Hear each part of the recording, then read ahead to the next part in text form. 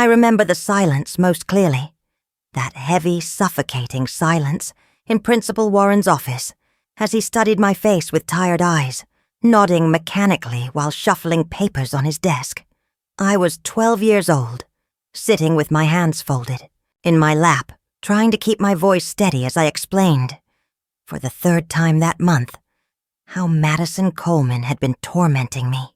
"Zoe, I understand you're upset," he said finally, leaning back in his chair. The leather creaked beneath his weight.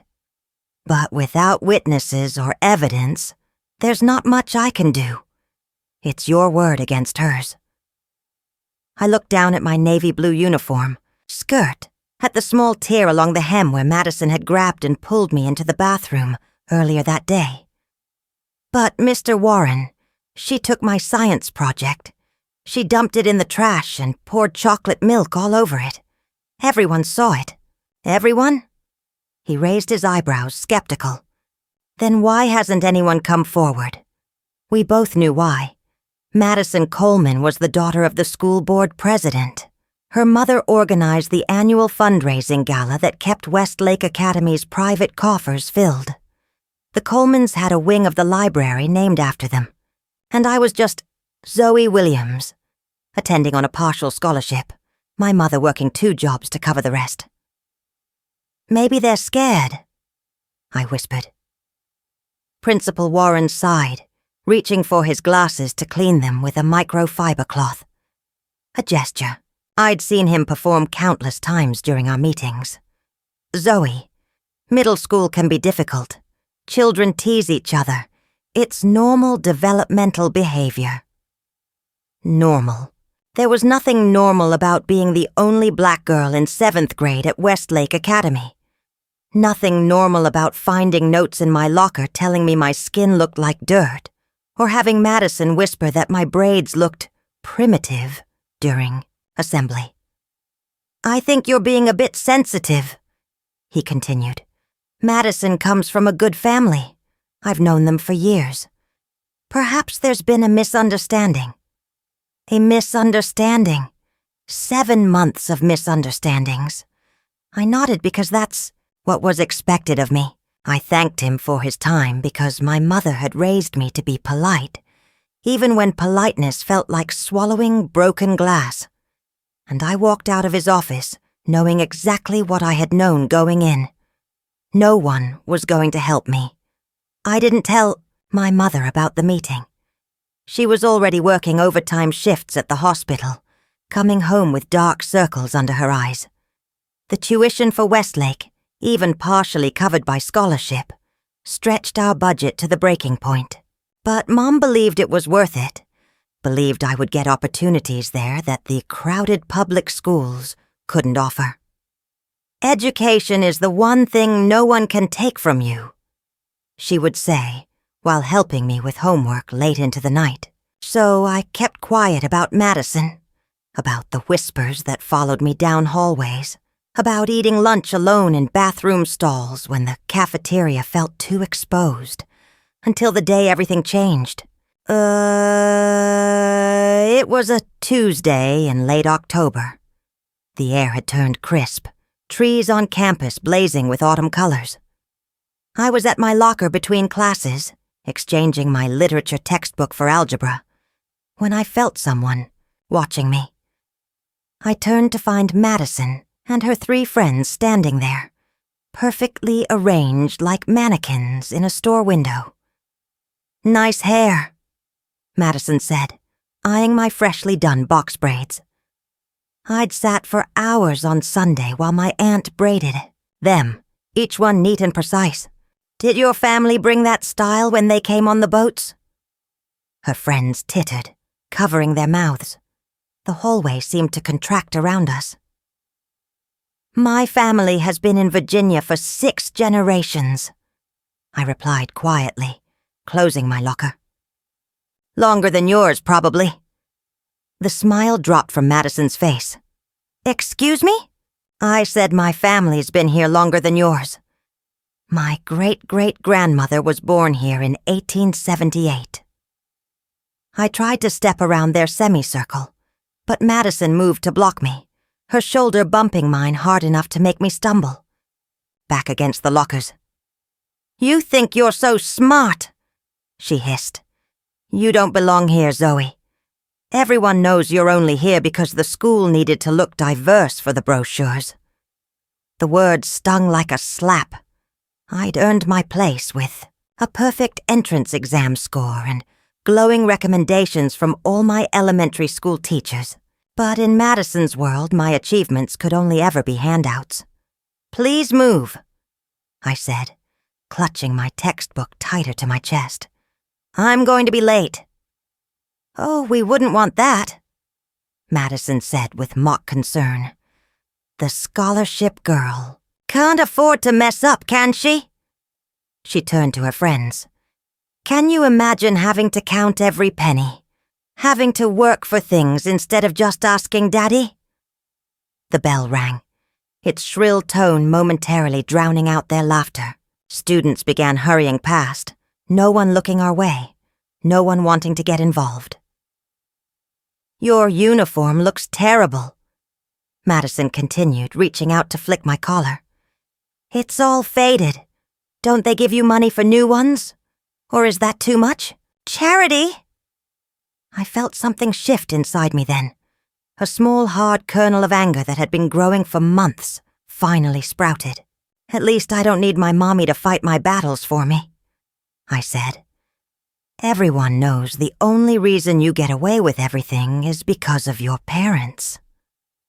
Madison's face flushed red. "What did you just say to me?" "You heard me." My heart hammered against my ribs, but I kept my voice steady. "You're just a bully who hides behind her family name." She stepped closer, her expensive perfume, something floral and cloying, filling my nostrils. "You think you know me? You don't know anything about my life." "I know enough. Take it back." Her voice dropped to a dangerous whisper. "No." The hallway had emptied now. Everyone in classrooms. It was just us, standing too close, tension crackling between us like static electricity. "Fine." Madison smiled, a slow, deliberate curling of her lips. "If that's how you want it." She grabbed my algebra textbook and ripped it from my arms, then threw it down the hallway. Pages bent as it skidded across the polished floor. "Pick it up!" she demanded. I stood frozen, anger and humiliation warring inside me. "I said pick it up." Madison gave me a light shove. "That's what people like you do, right? Pick up after people like me?" Something inside me broke then. The last thread of patience, the final barrier of restraint. "No," I said, "I won't." Madison's eyes widened, then narrowed. "You really think you're something special, don't you?" "I think I deserve to be treated with basic respect." She laughed, the sound echoing off the empty hallway's walls. "Respect? You want respect?" She moved closer, her face inches from mine. "Let me explain something to you, Zoe. This is my school. My family helps run this place. You're just passing through a diversity project that'll be forgotten the minute you graduate. If you graduate." I tried to step away, but my back was already against the lockers. "You're wrong." "Am I? Watch this." Madison raised her voice. "Help! She's threatening me. Help!" Panic flooded through me. "Stop it! What are you doing?" Madison's friends joined in, their voices creating a dissonant chorus. "She pushed Madison! We all saw it!" A door opened down the hall. Mr. Peterson, the science teacher. "What's going on out here?" "Zoe attacked me," Madison said immediately, tears springing to her eyes with practiced ease. "She got angry and pushed me. My friends saw everything. 3 heads nodded in unison." "That's not true," I protested. "They're lying." Mr. Peterson looked between us, his expression guarded. "Both of you. To the principal's office. Now. But I didn't. Now, Zoe. His voice left no room for argument. As we walked to the office, Madison whispered so only I could hear. See how easy that was? Principal Warren sat behind his desk, his expression grave as he listened to Madison's story.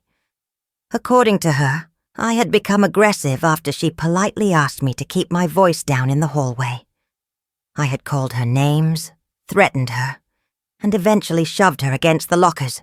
Her friends corroborated every detail. When it was my turn to speak, I told the truth. About the harassment. About Madison throwing my book. About the coordinated lies. Principal Warren listened, his face impassive. When I finished, he nodded slowly, as if weighing something in his mind. Madison, could you and your friends wait outside for a moment? I'd like to speak with Zoe alone. After they filed out, he leaned forward, his voice lowered. Zoe, I want to believe you. I do. But I have 4 students telling me the same story, and you telling me another. They're friends. They're lying for her. That's a serious accusation. This is a serious situation. My voice rose despite my efforts to stay calm. Madison has been bullying me for months, and every time I come to you, nothing happens. And now she's trying to make it look like I'm the aggressor. Principal Warren sighed, removing his glasses. Zoe, I understand you're upset. I'm not just upset. I'm being targeted. Targeted? He repeated the word as if it tasted foreign on his tongue. That's a strong term. It's the right term. I could feel tears building, but I refused to let them fall. She makes comments about my skin, my hair, my family. She tells me I don't belong here. Has anyone else heard these comments? People hear, but they don't speak up. They're afraid of her. He studied me for a long moment. I'll be honest with you. Zoe, I've known the Coleman family for many years.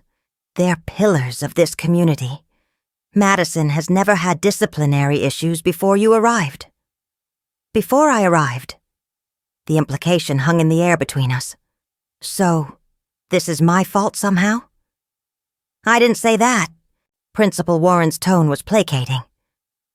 But we need to consider all possibilities. Sometimes cultural differences can lead to misunderstandings. Cultural differences.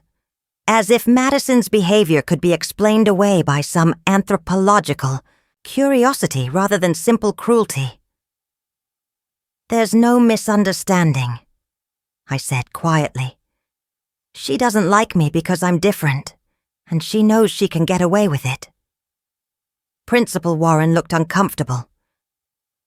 Let's not make assumptions about Madison's motivations. What I see is a conflict between 2 students that needs resolution. A conflict implies both sides are equally wrong. Aren't they? He raised his eyebrows. You admit you spoke back to her. After months of harassment. Zoe. His voice took on a warning tone. I'm trying to help you, but your attitude isn't making this easy. My attitude, of course. I was the problem for not accepting my mistreatment with a smile. What's going to happen? I asked finally.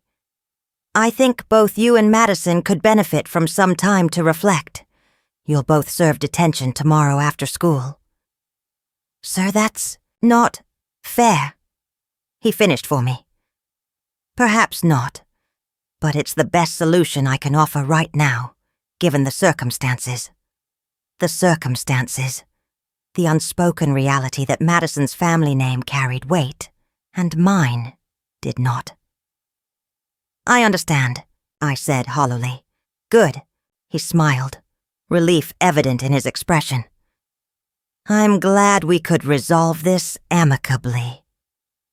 Nothing had been resolved. Nothing had been acknowledged. But I nodded anyway because what choice did I have? As I left his office, Madison and her friends were waiting outside. They'd heard everything through the thin walls. Madison's smile was triumphant, her eyes glittering with satisfaction. "See you in detention?" she whispered as I passed. I walked home alone that day, taking the long route through the park instead of the school bus. I couldn't bear the thought of being confined in that space with Madison and her friends. The autumn air was cool on my face, which was good because I was burning inside, with anger, with humiliation, with the bitter knowledge that the system designed to protect me was instead protecting my tormentor. When I reached our apartment, Mom was still at work. I sat at the kitchen table and tried to do my homework, but the words blurred before my eyes. All I could think about was facing another day at Westlake, another day of whispers and isolation, another day of being invisible until Madison decided to make me a target. I must have fallen asleep there because the next thing I knew, Mom was gently shaking my shoulder. "Zoe, honey, why are you sleeping at the table?" I looked up, momentarily disoriented. Mom was still in her nurse's scrubs, her hair pushed back from her face with a headband. She looked tired, but her eyes were warm with concern. "I just had a long day," I said, rubbing my eyes. She studied my face. "What's wrong?" "Nothing." "Zoe." Mom pulled out a chair and sat beside me. "I've known you your entire life. Nothing doesn't make your shoulders slump like that." I hesitated, not wanting to burden her with more worries. But the weight of the day was too heavy to carry alone. "There's this girl at school," I began, and once I started, everything poured out. Months of accumulated hurt and frustration. Madison's comments, the isolation, the incident in the hallway, Principal Warren's dismissal of my concerns. Mom listened without interrupting, her expression growing increasingly troubled. When I finished, she reached out and took my hands in, hers. "Why didn't you tell me this was happening?" she asked softly. I shrugged, looking down at our intertwined fingers. "You worked so hard to keep me in that school. I didn't want to complain." "Zoe." Mom's voice was firm. "Your well-being is more important than any school. I don't care how prestigious Westlake is. If they're allowing this behavior, they're failing you. Principal Warren said it was just a misunderstanding. Cultural differences." Mom's eyes flashed. "Cultural differences? Is that what they're calling it now?" "He doesn't believe me. No one does." "I believe you." She squeezed my hands. "And first thing tomorrow, I'm going to have a conversation with this Principal Warren." "No, Mom, please." Panic flared in my chest. "It'll just make things worse. Madison already says I don't belong there. If you come in and make a scene..." "Standing up for my daughter is not making a scene, Zoe." But Madison's mom is on the school board. Her family donates a lot of money. And that makes her untouchable." Mom shook her head. "That's not how the world should work." "But it is how it works," I insisted. "At least at Westlake." Mom was quiet for a moment, considering. "What do you want to do then?" It was the first time anyone had asked me that question. What I wanted. Not what I should accept or how I should adjust, but what I actually wanted. "I want it to stop," I said simply. "I want to go to school without feeling scared or ashamed. I want someone in authority to acknowledge what's happening and do something about it." Mom nodded slowly. "Okay, let's give the school one more chance to handle this properly. You'll serve this unfair detention tomorrow, and I won't intervene yet. But if things don't improve, We're exploring other options, including finding you a different school. But the scholarship is not worth your happiness or safety." Mom's tone was final.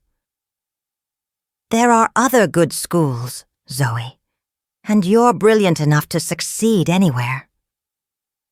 That night I slept better than I had in weeks, comforted by the knowledge that at least one person in the world was fully in my corner. The next day passed in a blur of classes and averted gazes. News had spread about my detention with Madison, though the details were murky, shaped by whispers and assumptions. Some students looked at me with curiosity, others with pity, most with careful indifference. I kept my head down, focusing on my work, counting the hours until I could go home. Detention was held in the library after school. When I arrived, Madison was already there, sitting at a table near the window, her golden hair catching the afternoon sunlight. Mrs. Bennet, the elderly librarian who supervised detention, was shelving books in a far corner. I chose a table as far from Madison as possible and took out my homework. If I had to be here, I would at least use the time productively. For 30 minutes, the only sounds were the ticking of the clock and the occasional rustle of turning pages. Then Mrs. Bennet looked at her watch and sighed. "I need to step out for a few minutes to help Mr. Davis with the copy machine," she announced. "You two stay here and continue your work quietly. I'll be right back." As soon as the library door closed behind her, Madison stood up and walked over to my table. "Alone at last," she said, sliding into the chair across from me. I kept my eyes on my textbook. "I'm trying to study." "So studious." Madison's voice dripped with mock admiration. "Always the perfect student, aren't you? It must be exhausting, trying so hard all the time." I said nothing, focusing on the math problem before me, though the numbers seemed to swim on the page. "You know, I almost feel sorry for you," Madison continued.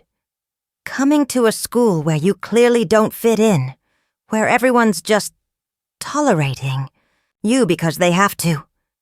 My pencil paused mid-equation. "Is there something specific you want, Madison? Or are you just here to remind me how much you dislike me?" She smiled, a slow, deliberate curve of her lips. "I want you to understand your place here.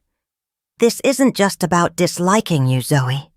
It's about maintaining certain standards. This school has a tradition, a legacy. People like you disrupt that." "People like me," I repeated, finally looking up at her. "You mean black people?" Madison's eyes widened slightly, then narrowed. "I mean scholarship cases who walk around with a chip on their shoulder, acting like they deserve special treatment." "I've never asked for special treatment, just equal treatment. Equal." She laughed. "Nothing about us is equal, Zoe. My family has been part of this community for generations. We've built this school, supported it, shaped it. What have you contributed?" I thought of my mother, working double shifts to cover what the scholarship didn't. Of my late nights studying to maintain my perfect GPA. Of these science fair projects and essay contests I'd won, bringing recognition to Westlake. "More than you might think," I said quietly. Madison leaned forward, her voice dropping to a whisper. "Let me make something very clear. You can go to Principal Warren all you want. You can complain to teachers. You can cry to your mommy. But nothing's going to change. My parents practically run this school, and everyone knows it. No one's going to take your word over mine." The certainty in her voice made my stomach twist, because she was right. She'd proven that already. "Why are you doing this?" I asked, genuinely curious. What did I ever do to you? For a brief moment, something flickered across Madison's face. Something almost like vulnerability, but it was gone so quickly I might have imagined it. You exist, she said simply. You're here, taking up space that should go to someone who belongs. Because of how I look? Because you're not one of us. Madison stood up, smoothing her skirt. And you never will be. She returned to her table just as Mrs. Bennet came back into the library, flustered and apologizing for the delay. I sat frozen, Madison's words echoing in my head. You're not one of us, and you never will be. The truth of that statement settled over me like a heavy blanket. I would never be one of them, not in Madison's eyes. Not because of anything I'd done or failed to do, but because of who I was, who I had been born to be. When detention ended, I gathered my things slowly, waiting for Madison to leave first. I couldn't bear the thought of walking out beside her, of sharing even that brief journey. As I finally exited the library, the hallway was mostly empty. A few students remained for after-school activities. Some teachers were still in their classrooms. But the usual bustle had subsided. I was nearly at the main entrance when I heard my name. Zoe, wait up. I turned to see Ethan Kim hurrying toward me. He was in my algebra class, quiet, always with his camera, documenting school events for the yearbook. We'd never spoken much, beyond basic pleasantries. Hi, Ethan, I said, adjusting my backpack strap. What's up? He glanced around nervously, then lowered his voice. I saw what happened yesterday, in the hallway with Madison. My heart rate quickened. You did? He nodded. I was setting up to take photos of the new art installation. I was around the corner, but I could see and hear everything. He hesitated. I recorded it. You recorded it? Not intentionally, at first. I was testing the video function on my new camera. But then I heard Madison and... He shrugged. I kept recording. I stared at him, not quite processing what he was saying. So you have proof of what really happened? Yes. Ethan pulled out his phone. I uploaded it here. I thought you might want to see it. He handed me the phone. On the screen was a slightly angled view of the hallway. The audio was surprisingly clear. Every word Madison had said, her threats, her friends joining in the lie. The moment she'd thrown my book, the fabricated cries for help, all of it. Did you show this to Principal Warren? I asked, my voice sounding distant to my own. Yes, Ethan shook his head. I wasn't sure what to do with it. I mean, Madison's family. Everyone knows not to cross them. I understood his hesitation. It was the same fear that kept everyone silent, that allowed Madison's behavior to continue unchecked. But it's not right, Ethan continued, surprising me. What she did to you. What she's been doing all year. You noticed that? He looked embarrassed. Everyone notices Zoe. We just don't know what to do about it. I handed his phone back, my mind racing. Thank you for showing me this. What are you going to do? That was the question, wasn't it? What could I do with this evidence that might actually make a difference? I don't know yet, I admitted. But this helps. As I walked home, possibilities swirled through my mind. I could take the video to Principal Warren, but would he act on it? Or would he find some way to minimize what it showed, to protect Madison just as he'd been doing all along? I could show my mother, who would undoubtedly march straight to the school board. But would that create more problems than it solved? By the time I reached our apartment, I still hadn't decided. Mom was working late again, so I heated up leftover pasta, and tried to focus on homework.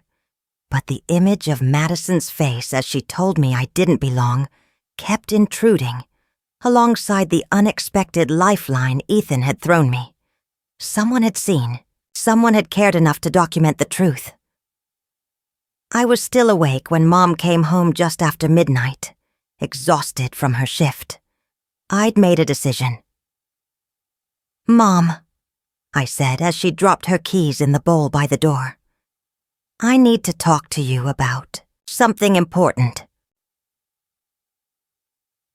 The next morning, Mom and I arrived at Westlake Academy 30 minutes before classes began. We'd requested an emergency meeting with Principal Warren, who looked distinctly uncomfortable when we entered his office together. "Mrs. Williams, this is unexpected," he said, rising to shake my mother's hand. "I understand you wanted to discuss yesterday's incident." "Actually," Mom said, her voice calm but firm, "we're here to discuss a pattern of behavior that you've repeatedly failed to address." Principal Warren's smile tightened. "I assure you, we take all student concerns very seriously at Westlake. Do you?" Mom placed her phone on his desk. "Because we have evidence suggesting otherwise." I watched Principal Warren's face as he viewed Ethan's video. His expression cycled through surprise, then dismay, then something like resignation. When it ended, he removed his glasses and rubbed the bridge of his nose. "I see." "Do you?" Mom leaned forward. "Because what I see is my daughter being harassed and intimidated, then being punished when she finally stands up for herself. What I see is a school administrator who chose to believe the popular narrative over the truth. Mrs. Williams, this situation is more complex than it appears." "It's really not," she interrupted. "It's actually quite simple. A student is, being bullied. The school has a responsibility to protect her." "Of course, and we will take appropriate measures." "Like what?" I found my voice at last. "Another detention? A stern talking to that Madison will ignore because she knows nothing will really happen to her." "Das." Principal Warren looked genuinely conflicted. "Zoe, I apologize if you felt your concerns weren't being addressed. This video certainly sheds new light on the situation." "New light?" Mom's voice was incredulous. "My daughter has been telling you exactly what was happening for months." "Yes, well," he cleared his throat, "without evidence. My daughter's word should have been evidence enough." Mom's tone left no room for argument. "But now you have your proof, so I'll ask again. What are you going to do about it?" Principal Warren seemed to weigh his options. "I'll speak with Madison and her parents today. There will be consequences for her behavior." "What kind of consequences?" I pressed. "That's a matter between the school and the Coleman family," he said firmly. "But I assure you, we don't tolerate bullying at Westlake." Mom gave him a long, hard look. "Mr. Warren, I want to believe you'll handle this appropriately. But given your track record, you'll understand if I have concerns." "What are you suggesting?" "I'm suggesting that if my daughter experiences any further harassment, or if there's any retaliation for this complaint, I won't be coming back to this office." Mom's voice was steel. "I'll be going directly to the school board, the district, superintendent, and if necessary, the local media." His face paled slightly. "That won't be necessary, Mrs. Williams." "I hope not." She stood gathering her purse, for everyone's sake. As we left his office, I felt a mixture of relief and apprehension. Would this really change anything? Or had we just painted an even bigger target on my back? "Do you think it'll make a difference?" I asked Mom as we walked toward my first class. She put her arm around my shoulders. "Honestly, I don't know. But I do know that staying silent wasn't working. Sometimes you have to make noise to be heard. The morning passed in a fog of whispers and speculation.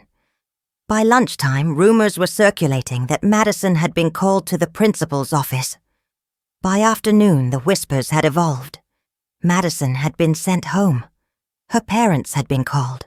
I tried to focus on my classes, to ignore the curious glances and hushed conversations that seemed to follow me.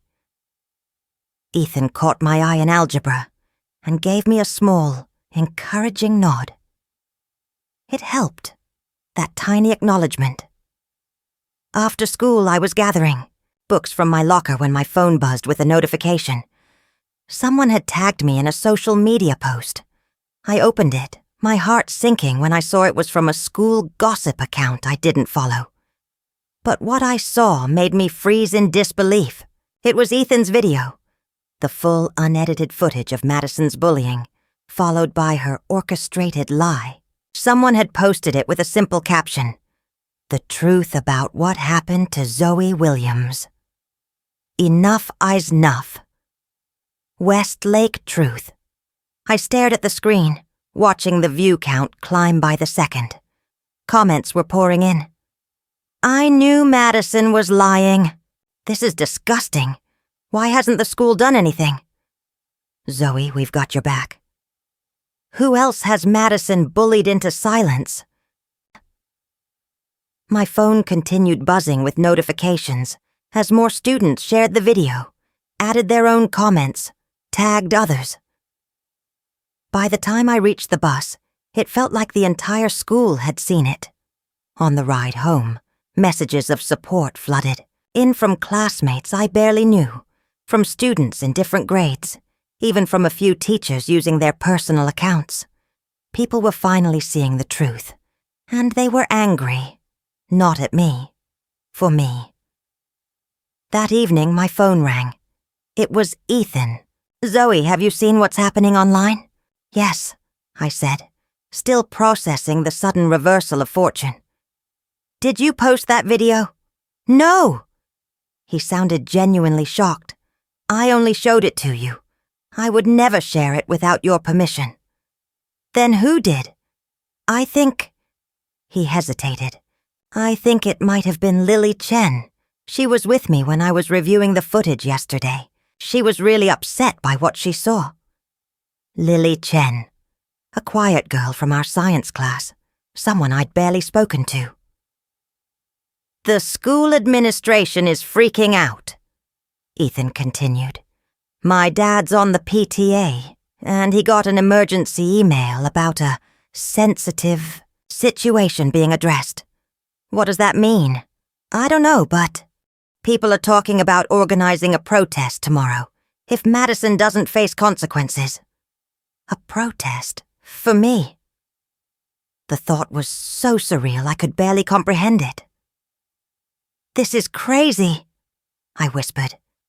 "It's overdue," Ethan corrected me. "No one should be treated the way Madison treated you." After we hung up, I showed Mom what was happening online. She read through the comments, her expression shifting between concern and vindication. "This wasn't how I expected this to play out," she admitted. "But maybe it's what needed to happen. Sometimes institutions only change when they're forced into the light." That night, I barely slept, wondering what I would face when I returned to Westlake in the morning. What I found was a school transformed. As Mom dropped me off at the front entrance, I saw dozens of students gathered on the lawn, many wearing handmade buttons or small purple ribbons, the color of Westlake's anti-bullying campaign that had always seemed more symbolic than substantive, until now. When they spotted me, a ripple of recognition passed through the crowd. Someone called my name, then someone else. Suddenly, I was surrounded by students offering support, sharing their own stories of intimidation, apologizing for not speaking up sooner. Among them was Lily Chen, her eyes downcast. "I'm sorry I posted the video without asking you first," she said quietly. "I was just so angry. Madison made my freshman year miserable because my English wasn't perfect yet. I couldn't stand watching her do it to someone else. I should have been upset at the invasion of privacy. Instead, I felt something like gratitude. "It's okay," I told her. Maybe it was what needed to happen. As we talked, a sleek black SUV pulled up to the curb. The crowd fell silent as Mr. and Mrs. Coleman emerged, their faces tight with barely contained fury. Madison stepped out last, her usual confidence notably absent. When she saw the gathered students, their purple ribbons, she faltered visibly. Our eyes met across the distance. For the first time since I'd known her, Madison looked away first. The Colemans swept past without acknowledging the crowd, heading straight for the administrative building. As they disappeared inside, the hubbub of conversation resumed, louder now, energized by the confrontation that seemed imminent. "Do you think they'll expel her?" someone asked. "They have to do something," another replied. "The video's everywhere. My mom called the school board last night." A junior volunteered. "She said this kind of behavior reflects badly on the whole school." It was surreal, this sudden shift.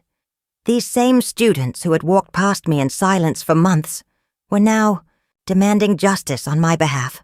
I felt both grateful and wary how quickly the tide of public opinion could turn. By the time first period began, word had spread that an all-school assembly had been called for third period. Teachers seemed distracted, some offering me small smiles or quiet words of encouragement as I moved through my morning classes. When we filed into the auditorium later that morning, the tension was palpable. Principal Warren stood at the podium, his usual confident demeanor notably subdued. Beside him sat several members of the school board, including Mrs. Coleman, whose rigid posture and fixed stare suggested she was present under duress. "Students and faculty," Principal Warren began, "I've called this assembly to address a serious matter involving student conduct and our community values." He spoke about Westlake's commitment to diversity and inclusion, about the importance of mutual respect, about the school's zero-tolerance policy for bullying. Words that had appeared in the student handbook all along but had never seemed to apply in practice. "It has come to our attention that these values have not been consistently upheld," he continued, his gaze sweeping across the auditorium. "For that, the administration bears responsibility. We have failed to listen when concerns were raised. We have allowed certain behaviors to continue unchallenged. That changes today." A murmur ran through the audience. Principal Warren raised, his hand for silence. "Effective immediately, we are implementing several new policies." He outlined changes to the reporting system for bullying incidents, mandatory sensitivity training for staff and students, a peer support program, and an anonymous tip line. "Additionally," he added, "disciplinary measures have been taken in response to recent events.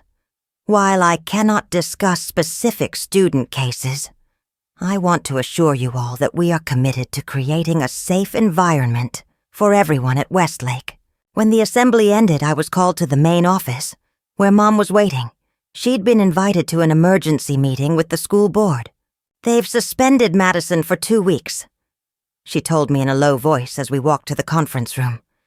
"And when she returns, she'll be on probation for the rest of the year. One more incident, and she's expelled." Really? It seemed too good to be true after months of inaction. "The video didn't leave them much choice," Mom said, "especially once it started circulating among the parent community. Apparently, Mrs. Coleman tried to argue that you had somehow provoked Madison, but no one was buying it. The meeting that followed was surreal. School board members offering earnest apologies, asking for my input on improving the school's response to bullying, treating me like my voice actually mattered. Mrs. Coleman was notably absent, having recused herself due to conflict of interest. "We want to make this right, Zoe," one board member said.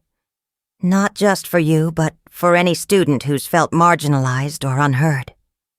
I looked at them, these adults who had been in positions of power all along, who could have intervened months ago if they'd chosen to see what was happening. "I think," I said carefully, "that would be a good start." The 2 weeks of Madison's suspension were the most peaceful I'd experienced at Westlake.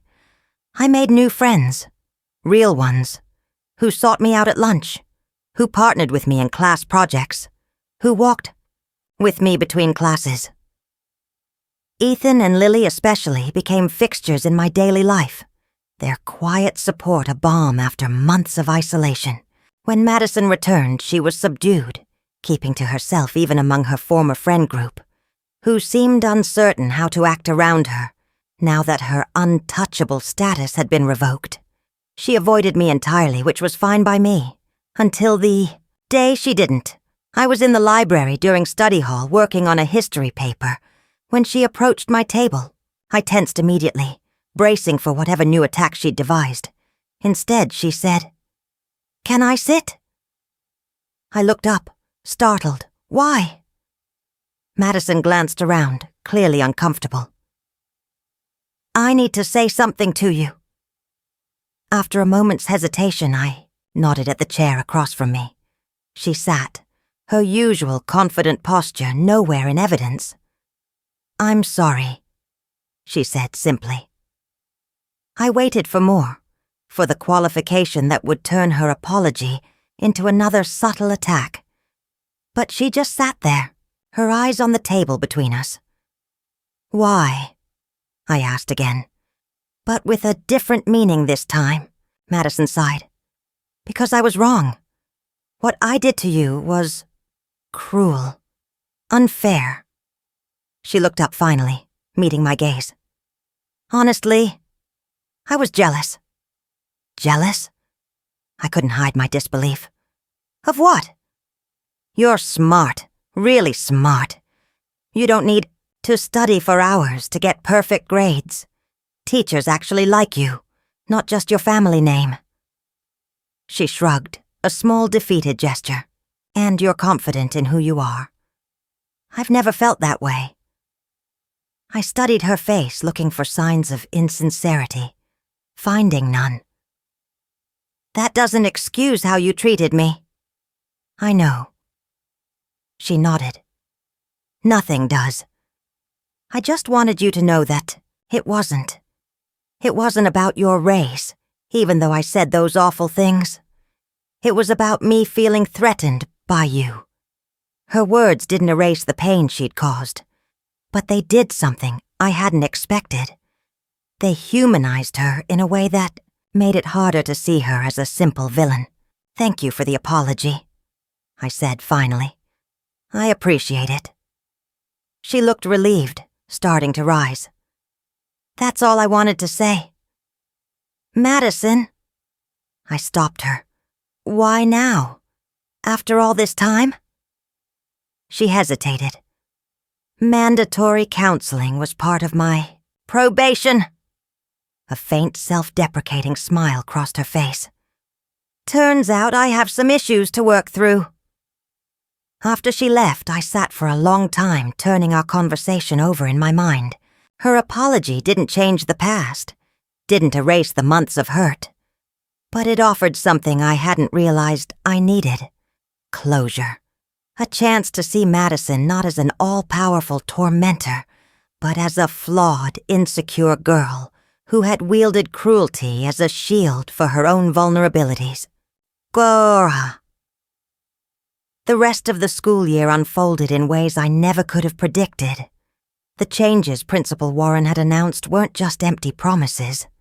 They were implemented with a thoroughness that suggested the administration had been genuinely shaken by what had happened.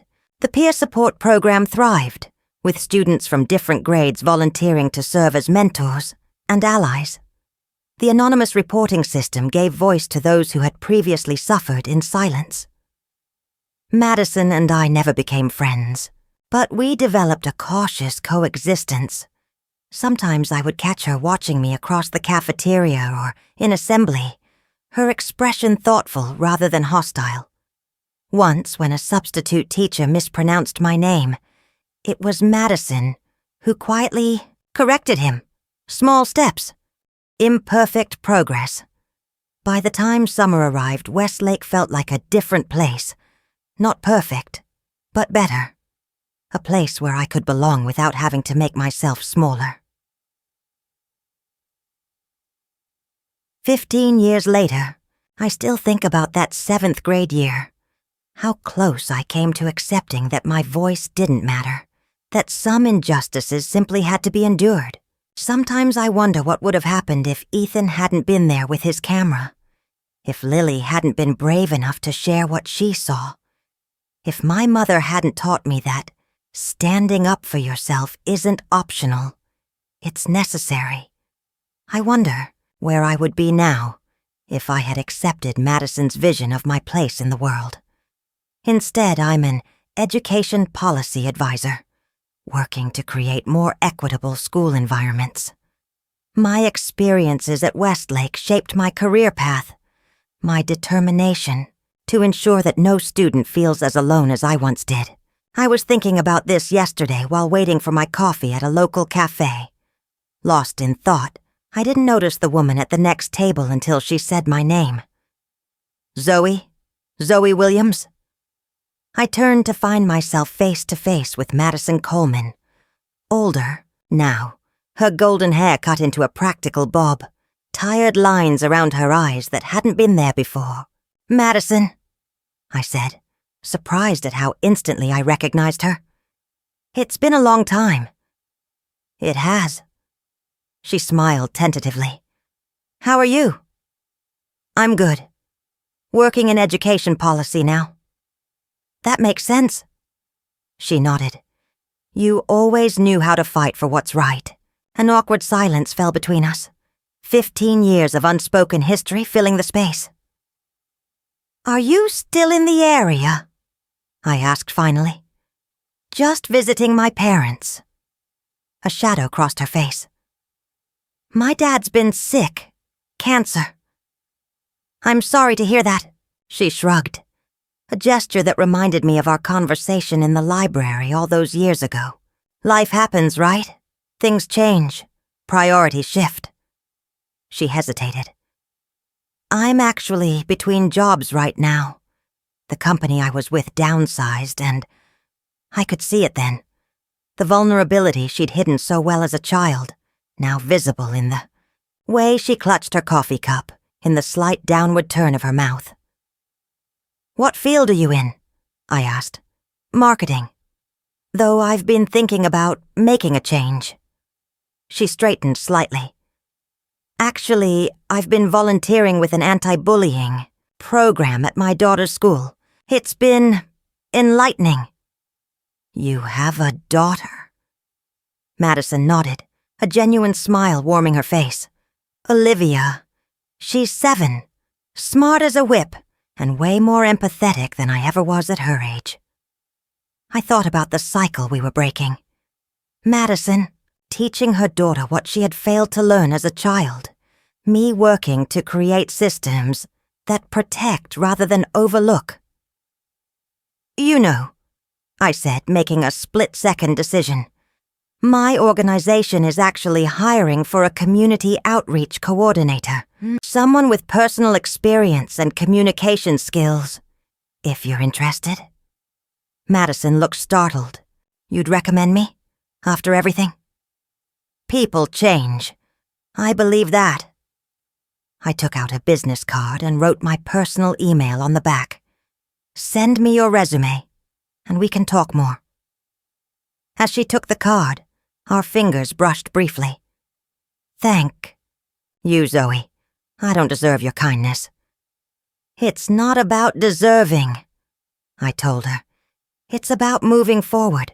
And as I walked away with my coffee, I thought about that scared 12-year-old girl I once was, sitting in Principal Warren's office, being told her voice didn't matter. I wished I could tell her that one day, her voice would help shape policy, that the pain she was enduring would give her the insight to help others, that the girl who tormented her would one day be someone she could offer a hand to. I wondered what she would think about the woman I have become. Someone who still remembers the hurt, but no longer lets it define her. Someone who understands that sometimes the most powerful response to past injustice is to create future opportunities for transformation.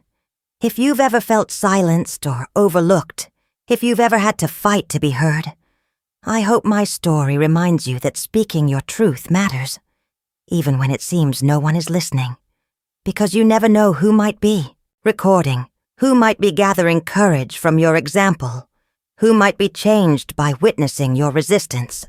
And if you know someone who's fighting that battle now, share this story with them. Let them know they're not alone, that their voice deserves to be heard, that change is possible even when it seems impossibly distant. The truth has a way of emerging even when systems try to suppress it. Sometimes all it needs is one person brave enough to press record.